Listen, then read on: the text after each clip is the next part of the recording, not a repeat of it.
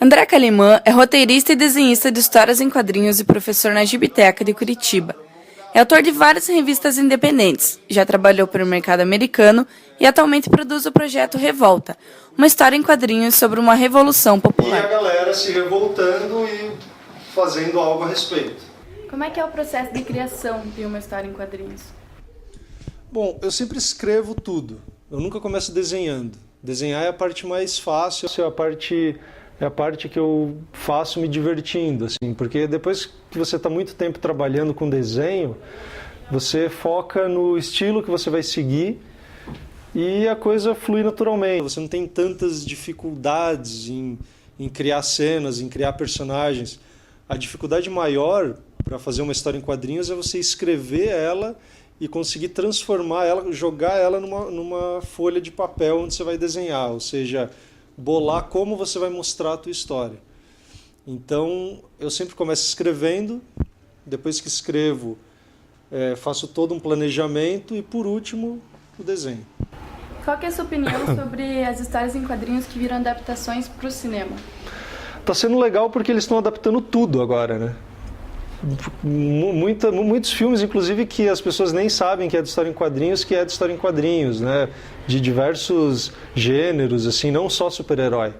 O principal é os super-heróis, mas está tendo muita adaptação de quadrinho de drama, quadrinho de gangster, quadrinho de vários gêneros. Então, eu acho que dá uma visibilidade muito maior e faz com que as pessoas olhem mais para o valor do quadrinho. Fala, pô, aquele filme lá é baseado naquela HQ que eu não sabia que existia. Então, um público que, não esse público que lê quadrinhos, porque lê desde a infância, tá lendo quadrinhos. Uma galera que curte cinema, agora uma galera mais adulta, adolescente adulta, que curte cinema também pode curtir quadrinhos. Você já desenhou para publicações americanas. Qual que é a diferença que você sentiu do mercado brasileiro para o estrangeiro nessa área das histórias em quadrinhos?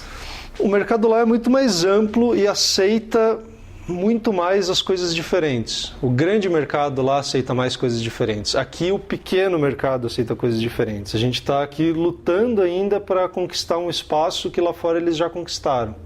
Então, histórias inovadoras têm mais espaço lá. Você consegue veicular elas lá e as pessoas estão acostumadas a ler. Justamente esse público que eu estava falando, o pessoal que curte arte em geral, vai lá e lê história em quadrinhos, porque considera não uma coisa para criança, uma coisa para adolescente, mas uma arte simplesmente. E aqui a gente está conseguindo isso aos poucos. Agora com os quadrinhos na livraria, né, os quadrinhos estão já num patamar de literatura mesmo, então o mercado aqui está se abrindo. O seu último trabalho, Revolta, ele conta a história de uma revolta popular. Só que ele foi escrito antes das manifestações que ocorreram nesse ano no Brasil. De onde surgiu a sua inspiração e o que você sentiu quando você viu aquilo se concretizando?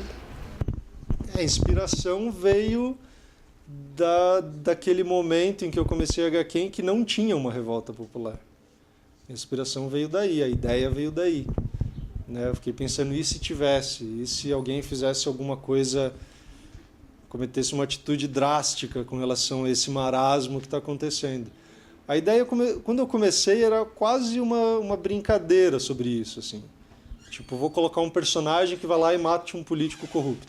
Eu sabia que a minha história ia desembocar numa revolta popular dos personagens, né? A minha ideia era que eles iam começar a fazer um movimento aqui, as pessoas de fora iam começar a ver, era uma ideia que eu achava fantasiosa.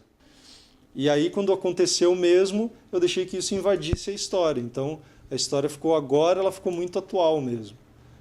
Na história, esse grupo de personagens da história, eles estão no meio dessas manifestações e a gente vai... E na história, ela continua sendo uma ficção, a gente vai ver o que vai acontecer com esses personagens.